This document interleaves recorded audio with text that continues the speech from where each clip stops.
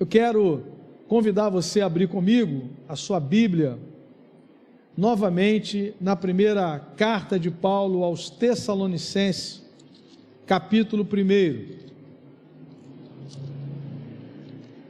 Nós estamos, nesse ano de 2021, tratando de um tema geral da igreja, que é ser e fazer discípulos de Jesus. Esse é o tema geral da igreja. E nós então começamos uma série de estudos com esse tema, ser e fazer discípulos de Jesus. Estamos falando não só na quarta-feira, mas também aos domingos, tratando desse chamado principal que nós temos como igreja do Senhor, ser e fazer discípulo. Então o tema geral é esse, mas na quarta-feira eu comecei uma mensagem, um estudo, e o tema específico é discipulado, a jornada que transforma imitadores em modelos, ok? Discipulado, a jornada que transforma imitadores em modelos. E eu queria chamar você mais uma vez a esse texto da primeira carta de Paulo aos Tessalonicenses, no capítulo 1. Nós vamos ver aqui que a jornada do discipulado, ela foi apresentada aqui pelo apóstolo Paulo, e nós vimos um pouco, começamos a refletir, e hoje eu quero então recapitular algo e já iniciar na segunda parte dessa reflexão. Diz o texto: Paulo, Silvano e Timóteo, a igreja dos Tessalonicenses, em Deus Pai e no Senhor Jesus Cristo, graça e paz a vós outros. Damos sempre graças a Deus por todos vós, mencionando-vos em nossas orações e sem cessar, recordando-nos diante do nosso Deus e Pai, da operosidade da vossa fé, da abnegação do vosso amor e da firmeza da vossa esperança em nosso Senhor Jesus Cristo, reconhecendo, irmãos amados de Deus, a vossa eleição, porque o nosso Evangelho não chegou até vós tão somente em palavra, mas sobretudo em poder, no Espírito Santo e em plena convicção, assim como sabeis ter sido o nosso procedimento entre vós e por amor de vós.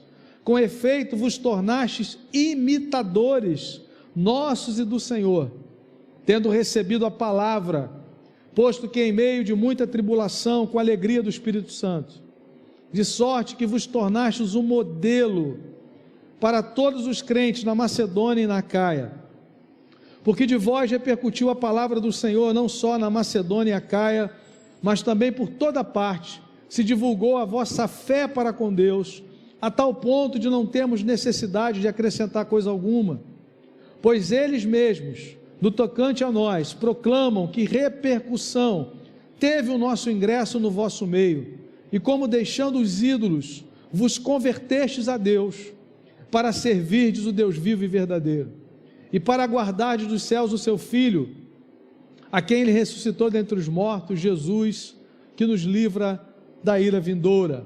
O Senhor nos abençoe com a leitura da sua palavra. Irmãos, a definição mais básica do discipulado, nós temos aprendido aqui, é o ato de seguir a Cristo. Um pecador que ouve a mensagem do Evangelho, é alvo da ação do Espírito Santo em sua vida. Quando o Espírito de Deus opera a regeneração, o novo nascimento, essa pessoa passa a seguir a Cristo, ou na linguagem de Paulo aos Efésios, passa a aprender a Cristo. Um texto que nós temos usado aqui é Efésios 4, 20 e 21, quando Paulo diz: não foi assim que aprendestes a Cristo. Cristo é a nossa referência, o Senhor das nossas vidas. Então, discipulado é o ato de seguir a Cristo. Por outro lado, nós temos aprendido que a partir do momento que você se torna um discípulo de Jesus, você também é chamado a ajudar alguém a seguir a Cristo. Isso também é discipulado, É o ato de seguir a Cristo e é o ato de ajudar alguém a seguir a Cristo. Então, discípulo é um aprendiz. E aí nós pensamos numa pergunta inicial, na quarta-feira, como os aprendizes de Cristo aprendem? Como é que nós aprendemos de Cristo? E aí, nós vimos duas respostas aí no texto. Em primeiro lugar, os aprendizes de Cristo aprendem a segui-lo por meio da palavra de Deus. Os irmãos percebam no versículo 5, Paulo dizendo: porque o nosso evangelho não chegou até vós tão somente em palavra, mas sobretudo em poder, no Espírito Santo e em plena convicção. Eles se tornaram, os tessalonicenses se tornaram discípulos de Cristo, aprendizes de Cristo, porque eles ouviram a mensagem do evangelho. Não existe discipulado sem o evangelho, não existe seguir a Cristo sem ouvir o evangelho.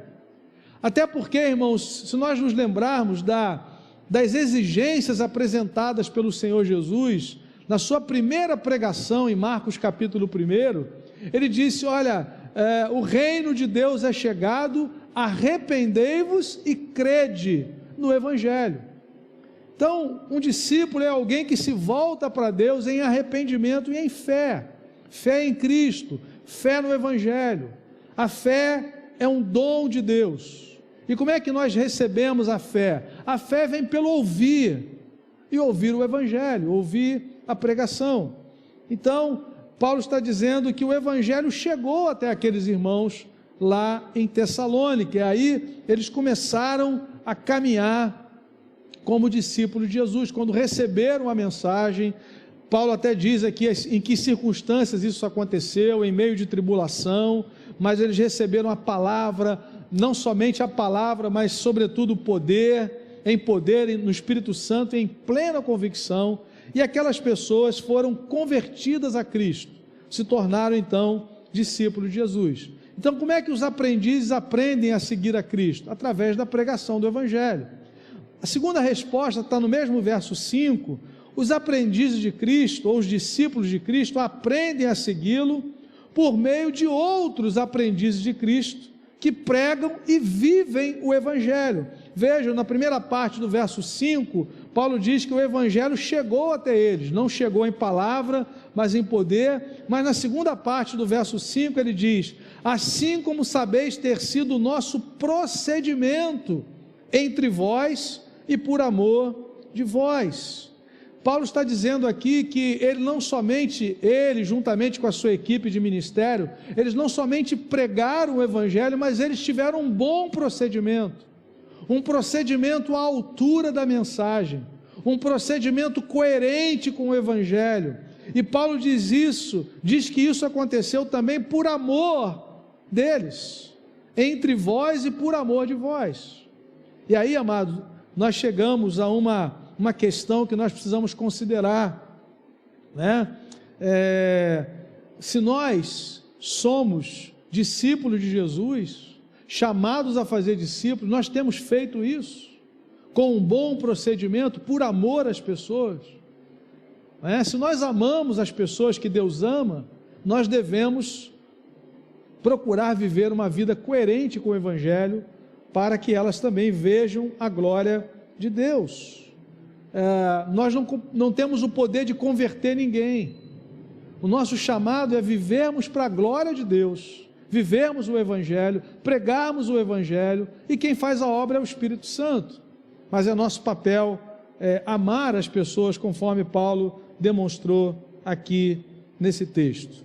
Então, após nos lembrarmos, entendermos como os aprendizes de Cristo aprendem, ou como os discípulos são discipulados, ou seja, através da pregação do evangelho e através de outros discípulos, nós chegamos aqui à jornada do discipulado apresentada pelo apóstolo Paulo nesse texto. E eu chamei essa jornada de a jornada que transforma imitadores em modelos. Percebam, no versículo 6, Paulo diz, depois que eles receberam o evangelho, eles se tornaram imitadores, no versículo 6, mas se você olhar no versículo 7, Paulo diz, de sorte que vos tornastes um modelo. Por isso que eu chamei uma jornada de imitadores para modelo. Primeiro, Paulo diz que eles se tornaram imitadores. Imitadores de quem?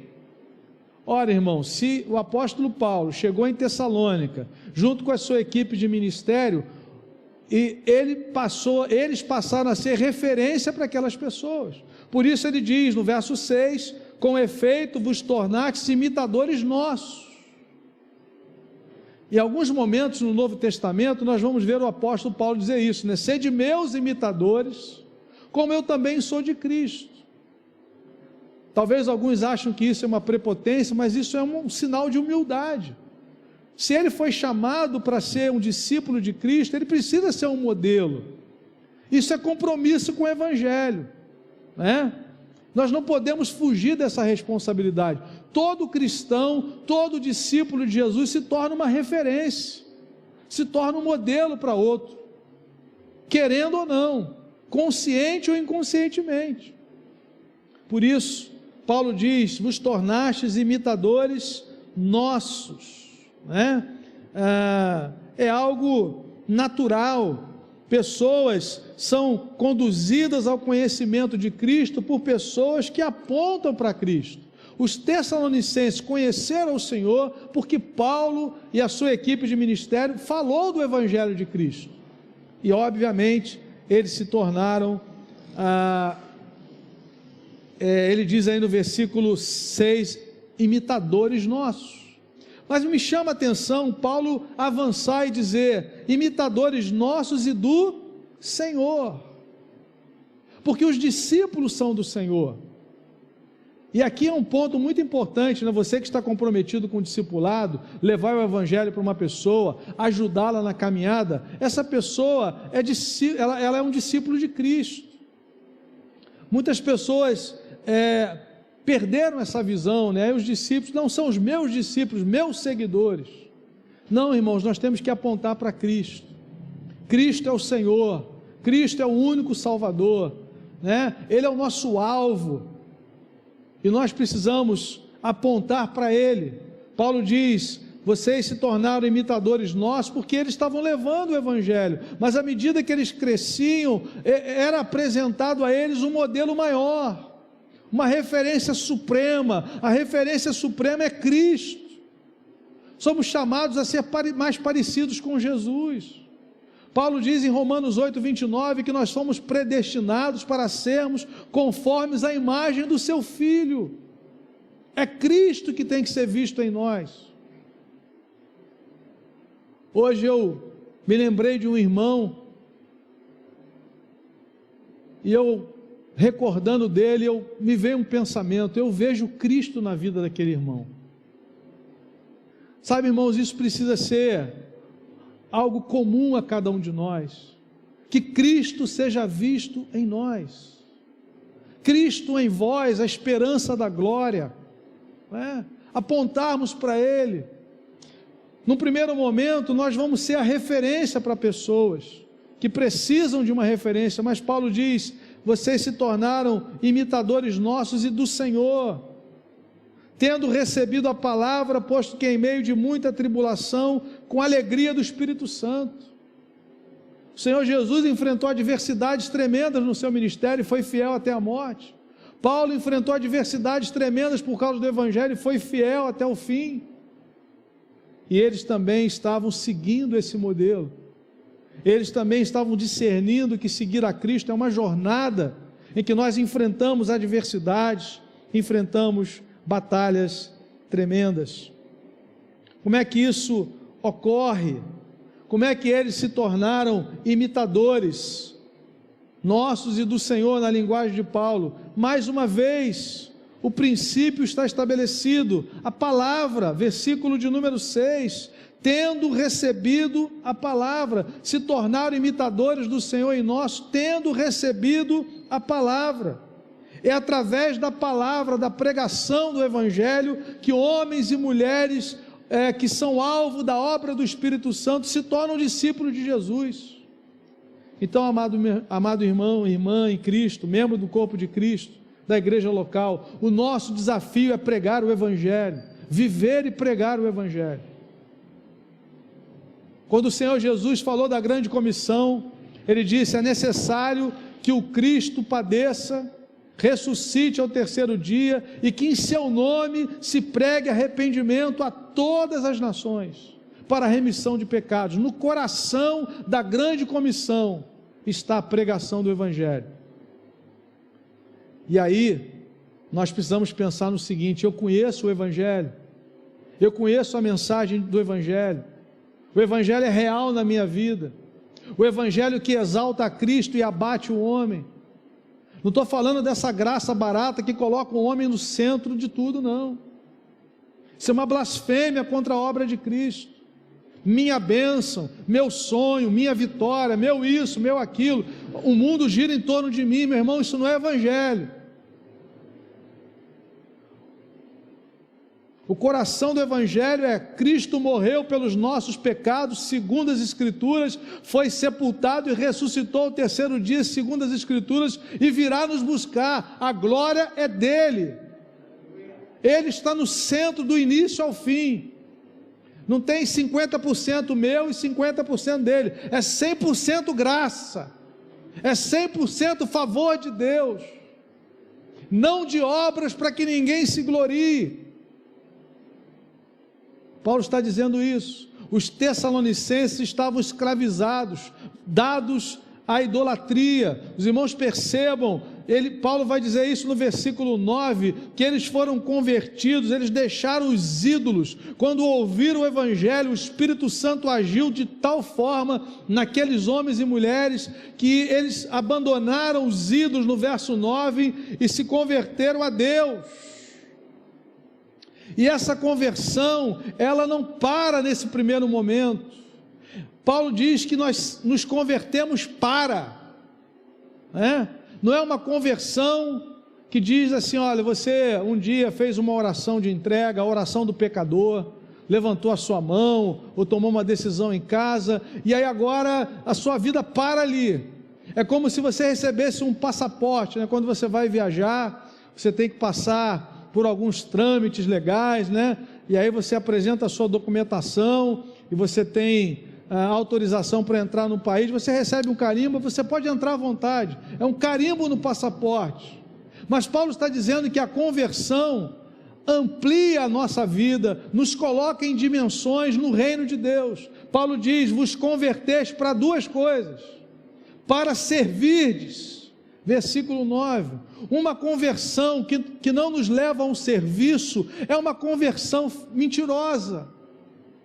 Não, eu me converti, mas eu não sou testemunha de Jesus no meu trabalho, eu não oro por ninguém na minha faculdade, eu não me importo com a perdição de ninguém, porque eu já estou salvo.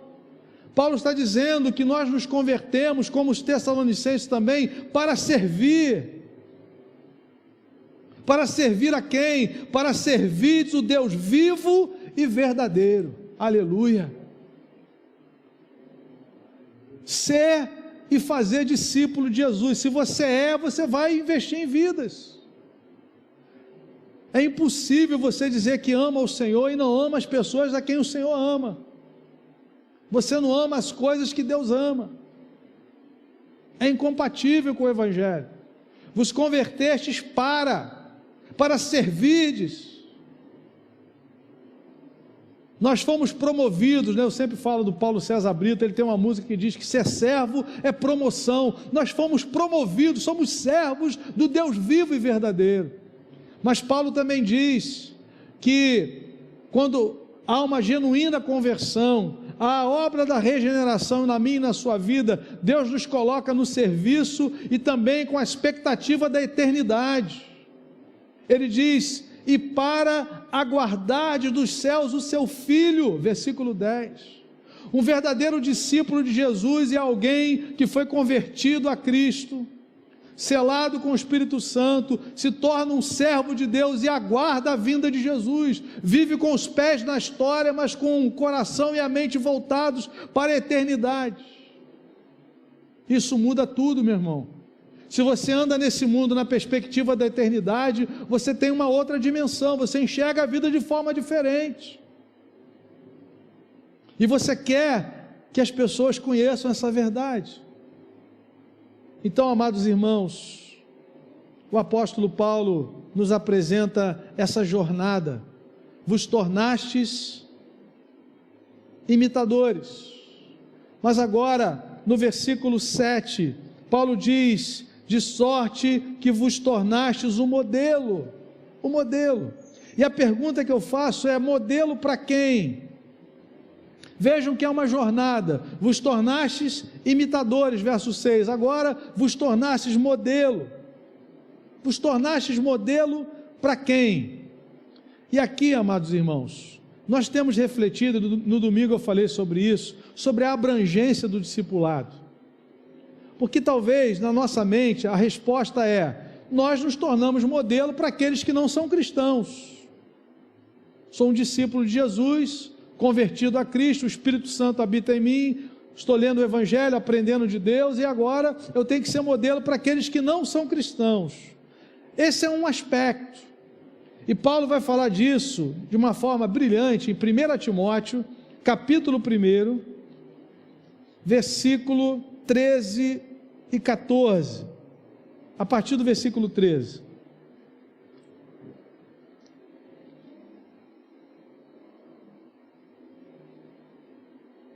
Vejam, nesse texto, Paulo está falando da graça de Deus, da sua gratidão para com a graça de Deus na sua vida. Começa no verso 12, depois ele fala quem ele era no versículo 13, né? Ele tinha uma profunda gratidão pela graça de Deus na sua vida, porque ele era no outro tempo blasfemo, perseguidor, insolente.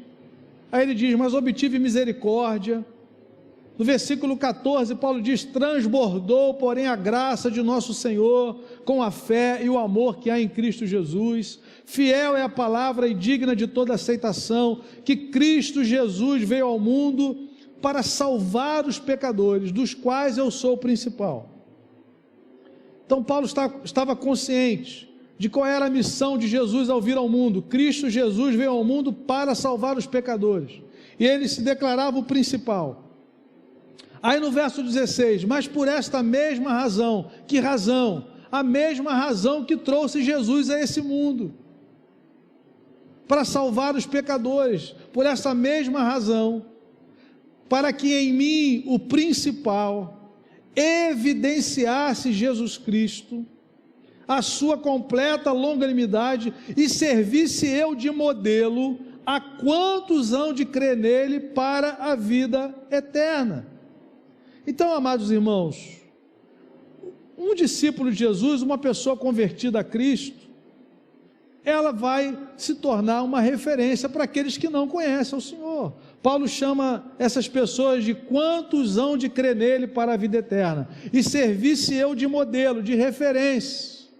Percebam, as pessoas não conhecem o Evangelho, estão distantes de Deus, precisam primeiro de uma aproximação, segundo, precisam ser evangelizadas, precisam de referências. Paulo diz: nós nos tornamos modelos para aqueles que hão de crer nele para a vida eterna, né?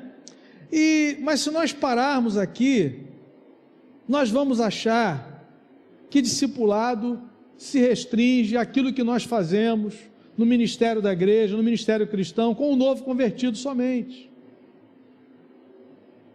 É normal, nós temos que fazer isso, né? Então a pessoa vai, toma uma decisão por Jesus, e aí nós vamos ajudá-la na sua caminhada, no início da sua jornada. Mas e depois? O discipulado termina quando, por exemplo, essa pessoa se batiza? Se for isso, não é uma jornada, tem hora e dia para acabar. É um curso, como se fosse um curso de evangelismo, um curso de visitação no hospital. Aí tem o curso do discipulado, o sujeito vai aprender lá as doutrinas iniciais da fé. Isso é importante, mas não é isso, não é só sobre isso. O discipulado é mais do que isso. E é interessante, nós percebemos, voltando para o texto de 1 Tessalonicenses, que Paulo vai dizer que eles não se tornaram somente referência, modelo para os não crentes, mas o texto diz: de sorte que vos tornares um modelo para todos os crentes, na Macedônia e na Acaia, Macedônia e na Acaia. Então, irmãos, o que Paulo está dizendo é que o discipulado, ele não vai acabar nunca. só termina com arrebatamento. Ou seja, cada vez que você dá um passo adiante na sua vida cristã, isso é discipulado. Quando você ajuda alguém, você como discípulo de Jesus, ajuda alguém a dar um passo adiante na sua fé, no seu crescimento, no seu progresso espiritual, isso é discipulado. E qual é o elemento comum em todos os níveis do discipulado? A palavra de Deus, o Evangelho. Há um livro que eu indiquei aqui na igreja, um dos livros que eu indiquei sobre discipulado. Eu falei sobre a treliça e a videira, mas eu também falei sobre o projeto Videira, que é a continuação da treliça e da videira. Treliça e a videira é um livro fantástico. Inclusive, essa semana uma irmã da igreja ligou pedindo mais uma vez o nome do livro, que ela quer comprar, se interessou pelo livro. Treliça e a videira nos fala, a treliça são as estruturas, a videira são as pessoas. Às vezes nós estamos tão preocupados com a treliça que esquecemos a videira. A treliça está linda, enfeitada, bonita, cheirosa, e as vidas vão definhando. E é um discípulo de Jesus, esquece de que ele foi chamado para fazer outros discípulos, mas ele está envolto em tanta programação, em tanta atividade, que ele abre mão do principal, e às vezes a igreja faz isso. Quando nós estávamos atolados em atividade, chegava no final do ano, a gente pensava assim, olha, nós fizemos tantas coisas, mas quantas pessoas nós discipulamos? Nós investimos pessoalmente na vida de quantas pessoas? Isso é videira ou isso é treliça. Mas no projeto Videira me chamou a atenção, os autores, eles tratam das pessoas a partir do lugar que elas ocupam em relação ao discipulado. Eu queria destacar rapidamente, para concluirmos nessa noite, 4 momentos, 4 estágios, nós precisamos estar atentos a isso. Em toda a comunidade cristã, pessoas ligadas à igreja, ou pessoas que já estão na igreja, estão em algum momento, em alguma parte dessa caminhada, dessa jornada. Primeiro, eles chamam de as pessoas que estão muito distantes de Cristo e do seu reino. Pessoas que não conhecem a palavra. Então, dentro da visão do discipulado, pessoas, no primeiro nível, pessoas que estão muito distantes de Cristo e do seu reino, e você conhece talvez muitas delas. Eles podem nunca ter conhecido ou ouvido, ou conhecido ou falado com um cristão. Pessoas que estão completamente distantes. A primeira coisa de que precisam para avançar um passo é conhecer e se envolver com o cristão. E aí eles usam a palavra envolver. Eles usam 4 palavras começando com a letra E, né? 4 verbos. O primeiro é envolver. Então, se a gente pensar na jornada do discipulado, existem aqueles que estão lá na multidão. Aconteceu no ministério de Jesus, pessoas que estavam distantes. E à medida que havia um envolvimento, uma aproximação de um discípulo ou do próprio ministério de Cristo, essas pessoas tinham o seu primeiro contato. O segundo estágio, pessoas que conheceram e se envolveram já com alguns cristãos ou com o cristianismo de alguma forma. O próximo passo para essas pessoas é ouvir o Evangelho. O segundo é evangelização. Talvez você conheça pessoas que você começou a ter o primeiro contato com elas então começaram a se envolver com um cristão que é você. Qual é o próximo passo agora? Evangelizar, é lançar semente, é contar histórias bíblicas, é aproveitar as oportunidades, para que elas possam dar um passo a mais, que é ouvir a palavra. Mas aí há um terceiro momento, para aqueles que responderam ao Evangelho com fé e arrependimento, seu próximo passo é estabelecer-se como cristão, criar raízes e começar a crescer em piedade e a semelhança de Cristo. Uma caminhada que continuará pelo resto de suas vidas. É o estabelecer. Geralmente era só esse aspecto que a gente pensava, no estabelecer.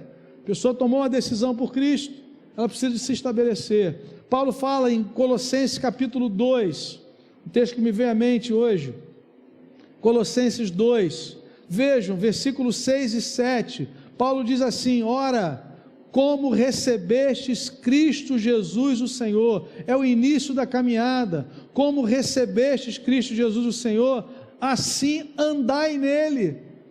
Vejam, irmãos, é uma jornada. Recebeste a Cristo Jesus como Senhor. O versículo não parou aí. Muitos param aqui. Recebi a Cristo como Senhor, tenho o status de cristão, recebi o carimbo no passaporte, mas a minha vida parou, não há progresso, não há crescimento. E aí Paulo diz: como recebestes Cristo Jesus o Senhor, assim andai nele. Andai, processo, progresso, jornada. Versículo 7, nele radicados e edificados e confirmados na fé. Meu irmão, não tem como isso acontecer, ser radicado, ser edificado, confirmado, sem a palavra constantemente na sua vida, seja na pregação da igreja, seja nos pequenos grupos de comunhão, seja num grupo de escola bíblica, seja num curso específico de treinamento. A palavra vai sempre nos levar um nível adiante, na sua leitura pessoal,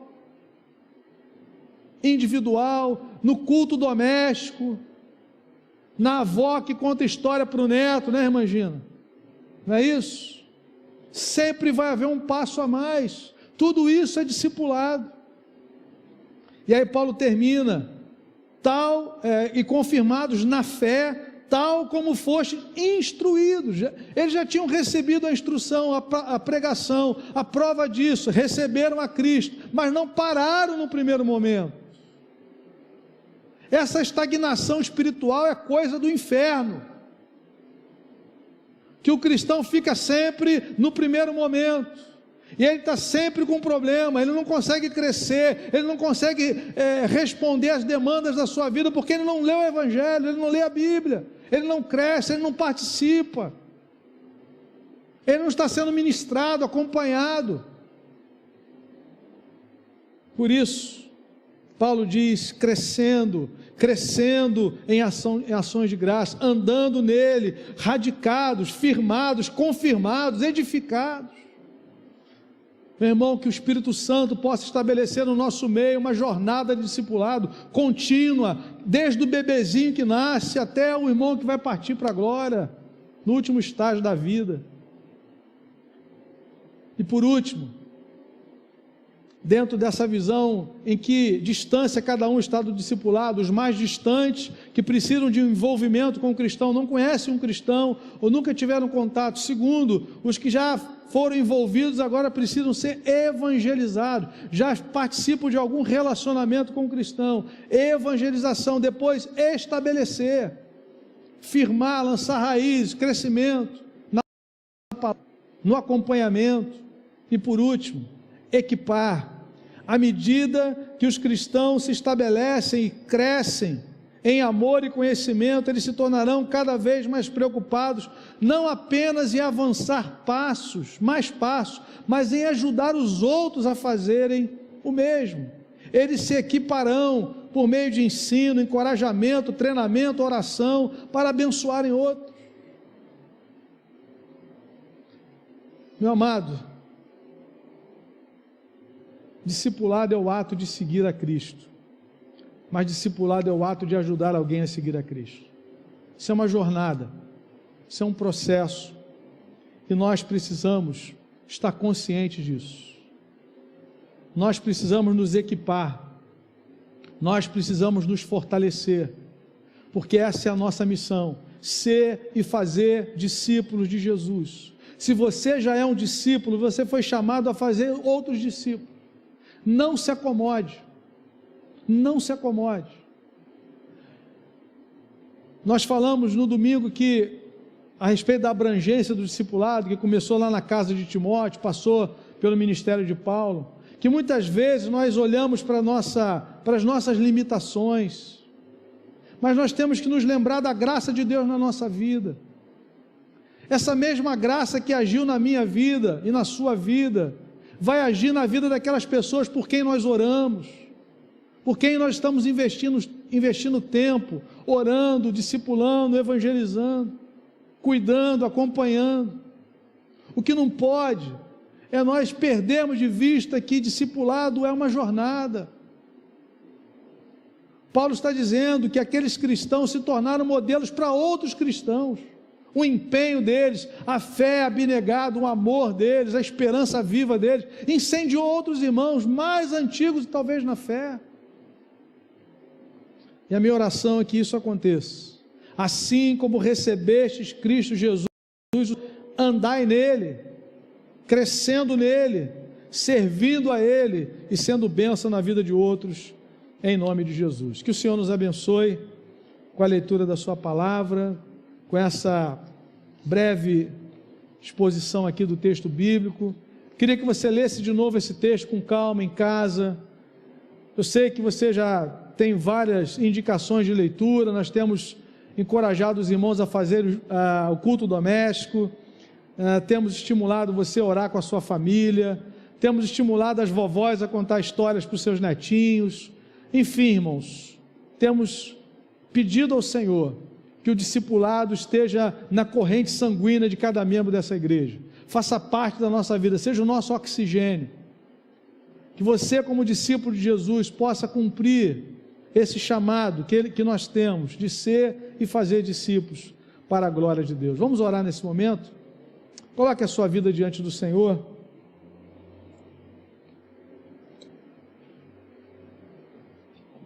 O texto é muito claro em nos dizer que eles se tornaram imitadores e modelo. É uma jornada, é um crescimento. O apóstolo João fala: filhinhos, jovens e pais. São vários momentos da nossa caminhada, nós não podemos estagnar. Eu queria orar com você que talvez esteja dizendo nessa hora, ou pensando: olha, a minha vida estagnou, eu preciso avançar. Eu quero orar com você, meu irmão. Queria que você colocasse a sua vida diante do Senhor.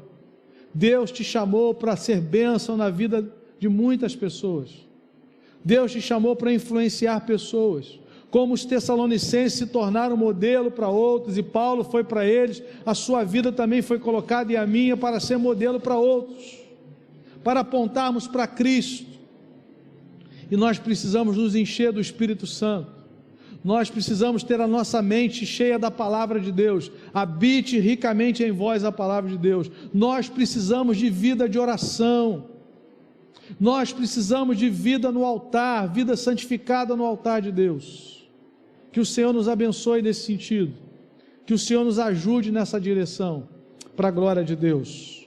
Oremos. Senhor, obrigado porque um dia fomos chamados a ser discípulos do Senhor. Pedro, Tiago e João estavam pescando, Mateus estava sentado na coletoria, nós estávamos, ó Deus, cada um num momento da vida, em determinadas circunstâncias, mas assim como eles foram chamados, nós também fomos, a mesma graça nos alcançou, e assim, Pai, como a vida daqueles homens se tornou uma bênção para a vida de tantas pessoas, eu creio que o Senhor deseja que a nossa vida também, hoje, no século 21, no ano de 2021, a nossa vida também seja bênção, Pai, para a salvação de pessoas.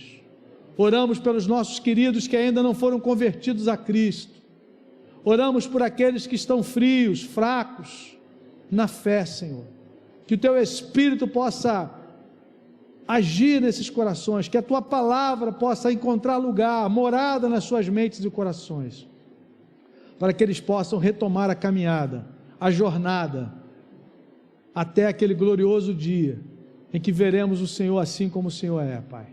Bendito seja o Teu nome, em nome de Jesus, amém. Glória a Deus.